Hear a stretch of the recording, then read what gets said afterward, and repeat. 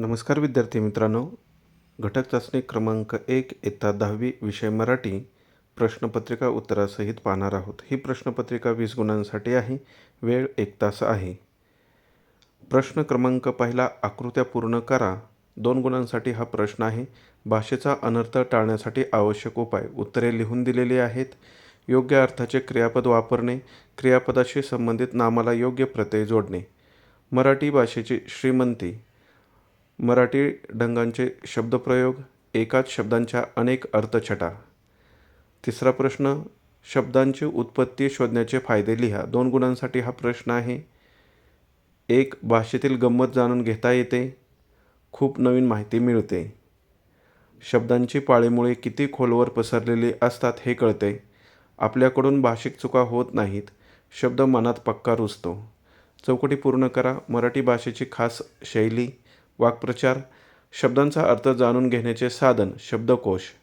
प्रश्न क्रमांक दुसरा, आकृत्या पूर्ण करा. 2 गुणांसाठी हा प्रश्न आहे. 1. संत रामदासांनी विचार करून करायला सांगितलेल्या गोष्टी. अपकीर्ती सांडावी, सत्कीर्ती वाढवावी, सत्याची वाढ धरावी.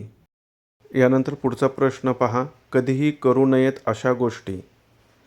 पुण्यमार्ग सोडू नये, पैज किंवा होड लावू नये, कुणावरही आपले ओझे लादू नये, असत्याचा अभिमान बाळगू नये. तिसरा प्रश्न, खालील गोष्टींबाबत कोणती दक्षता घ्यावी. 2 गुणांसाठी हा प्रश्न आहे. आळस, आळसात सुख मानू नये, परपीडा, परपीडा करू नये, सत्यमार्ग, सत्यमार्ग सोडू नये. प्रश्न क्रमांक तिसरा, आकृत्या पूर्ण करा. 2 गुणांसाठी हा सुद्धा प्रश्न आहे. साहित्यिक गिरिजा कीर यांच्या साहित्याची वैशिष्ट्ये. अ. कथा, माणुसकीचे दर्शन घडते. कथा वाचकांना खिळवून ठेवतात. वास्तववादी चित्रणावर भर असतो. ब. चरित्रे, प्रत्येक चरित्रात महत्त्वाचा विचार मांडलेला आहे. मुलांना पचेल रुचेल अशी सोपी, हृदयाला हात घालणारी भाषा आहे. महान लोकांचे कार्य समजावून घेऊन तशी कृती करण्याची प्रेरणा देण्याची शक्ती. पुढचा प्रश्न, मधूचे कृत्य संवेदनशील मनाचे उत्तम उदाहरण आहे. स्पष्ट करा. 2 गुणांसाठी हा प्रश्न आहे. उत्तर लिहून दिलेलं आहे. आईवरील प्रेमापोटी मधू एका गृहस्थाचे पाकीट मारतो. पुढे पाकिटातील चिठ्ठी पाहून अस्वस्थ होतो आणि चोरलेले पाकीट परत करण्याचा निर्णय घेतो. त्याची ही कृती संवेदनशील मनाचे उत्तम उदाहरण आहे. प्रश्न क्रमांक 4 अ. पुढील वाक्प्रचाराचा अर्थ सांगून वाक्यात उपयोग करा. 2 गुण. व्यथित होणे, दुःखी होणे, लहानसहान अपयशाने व्यथित होणे अयोग्यच.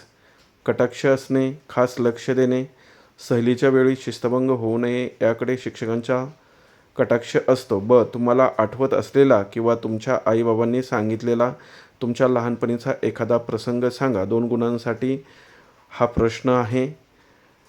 उत्तर तुम्ही स्वमत लिहायचं आहे अनुभवानुसार. त्यामुळे या प्रश्नाचं उत्तर इथे लिहून दिलेलं नाही, परंतु तुम्ही इथे उत्तर लिहिणे अपेक्षित आहे. अशा प्रकारे आपण संपूर्ण प्रश्नपत्रिका उत्तरासहित पाहिली आहे. धन्यवाद. जर तुम्हाला हा व्हिडिओ आवडला असेल तर प्लीज लाईक करा, शेअर करा आणि आपल्या चॅनेलला सबस्क्राईब करा. तसेच इतर विषयांच्या प्रश्नपत्रिका हव्या असतील तर आपल्या चॅनेलच्या प्लेलिस्टमध्ये सर्व विषयांच्या प्रश्नपत्रिका आहेत. त्यांचाही सराव नक्की करा, जेणेकरून तुम्हाला परीक्षेसाठी त्याचा उपयोग होईल.